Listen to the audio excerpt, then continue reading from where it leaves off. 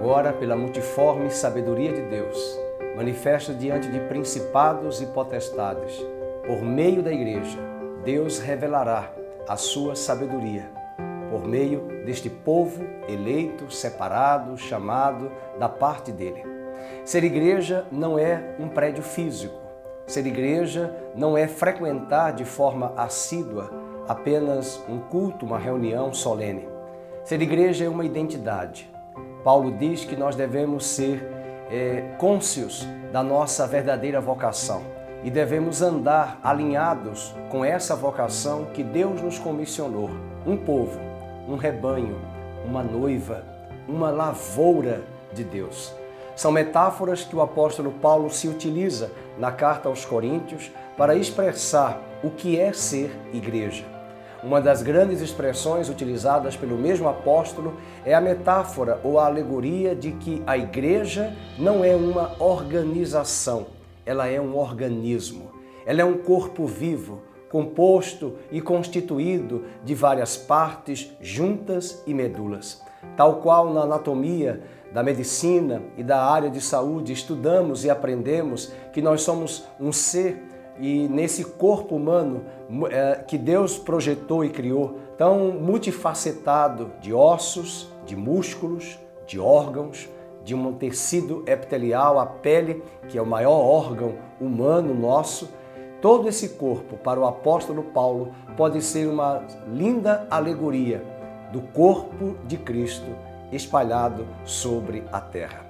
A igreja de Corinto precisava entender e compreender o que é ser igreja.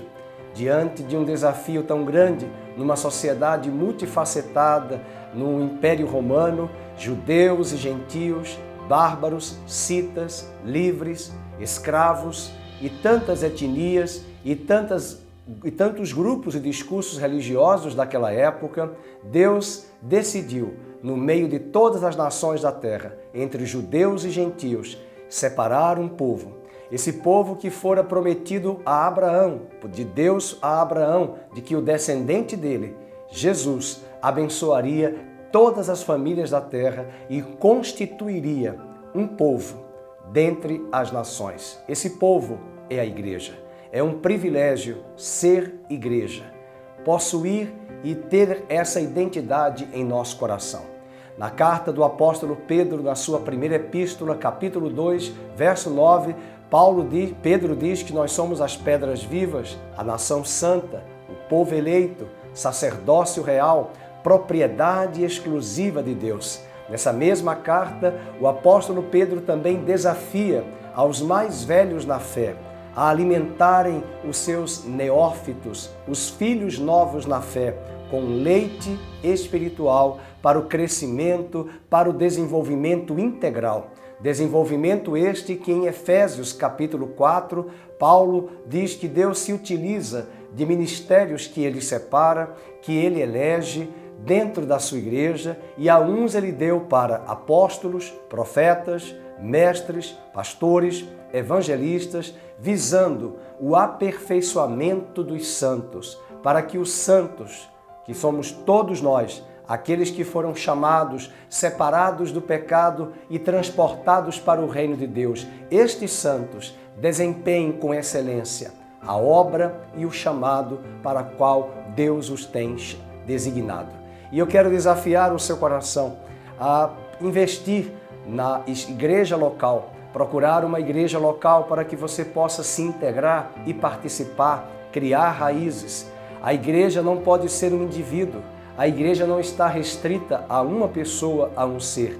Jesus disse, quando 2 ou mais estiverem reunidos em meu nome, ali eu estarei no meio de vós. Precisamos congregar, precisamos frequentar uma igreja local para desenvolver os talentos, os dons que Deus nos tem atribuído. Todos nós somos peças importantes, somos vidas importantes no reino de Deus e nós não podemos nos esquivar ou até mesmo fugir da nossa posição que Deus colocou cada um de nós estrategicamente no seu reino. A igreja como povo eleito, povo separado, sacerdócio real, também desenvolverá essa mediação, conduzindo os homens que não conhecem o Evangelho, que não conhecem a Cristo, conduzindo estes pecadores ao conhecimento pleno do Evangelho, para que eles sejam transportados das trevas para o reino do Filho de Deus. Mas todas as vezes que nos reunimos coletivamente, seja aos domingos, seja durante a semana, seja num culto doméstico, seja numa célula, num estudo bíblico, num grupo de comunhão, durante a semana, e somos ministrados pela palavra, e oramos juntos, e adoramos e celebramos juntos, todos estes elementos e ferramentas são indispensáveis para o crescimento e o desenvolvimento integral da nossa vida espiritual diante de Deus. Paulo diz em suas cartas que precisamos confortar e consolar uns aos outros, precisamos admoestar, precisamos corrigir, precisamos ensinar a partir das Escrituras e a partir de uma comunidade que vive uma vida prática, a prática do Evangelho. Não apenas a ortodoxia, uma boa teologia na mente e no aspecto racional, mas uma teologia que deságua numa ortopraxia, na vida prática, na vida comum de todos, no nosso cotidiano, dando testemunho na nossa vizinhança, na nossa escola, na universidade, no trabalho, na padaria, na drogaria, no mercado, aonde formos. Como diz Mateus 28 na grande comissão, indo, fazei discípulos de todas as nações, batizando-os em nome do Pai, do Filho e do Espírito Santo. Existiram já movimentos ao longo de décadas e de séculos na história da cristandade com frases do tipo Cristo sim, igreja não. Mas isso é um ledo engano, uma grande heresia. Nós precisamos congregar. Olhando para o livro de Atos dos Apóstolos, nós vamos perceber a importância da implantação das comunidades feitas nas viagens missionárias do apóstolo Paulo, de Barnabé, de Silas, de Marcos, no capítulo 13, no capítulo 15, quando o concílio de Jerusalém, no livro de Atos, for estabelecido, trazendo correções doutrinárias, estabelecendo orientações práticas para as comunidades espalhadas naquele momento na região da Ásia, na região da Judéia, e agora no capítulo 16 de Atos, a igreja entra na região da Macedônia, onde hoje chamamos de Europa. E aquele evangelho chega às cidades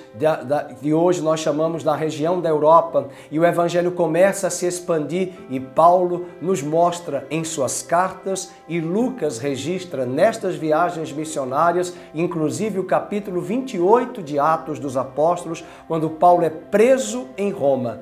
Esse evangelho é levado aos confins da terra, no meio de um universo de gentios, judeus, de grupos étnicos e religiosos diferentes.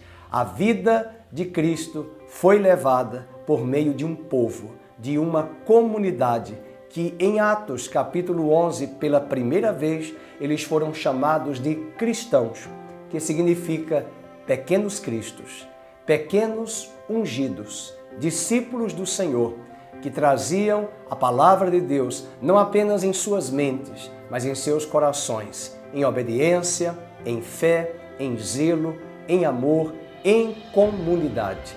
É o que Deus deseja para você, é o que Deus deseja para todos nós, uma comunidade separada. As palavras finais do Apocalipse diz: eis o tabernáculo de Deus entre os homens, a morada de Deus junto aos homens. É o desejo de Deus habitar com o homem, habitar com você, fazer residência em seu homem interior.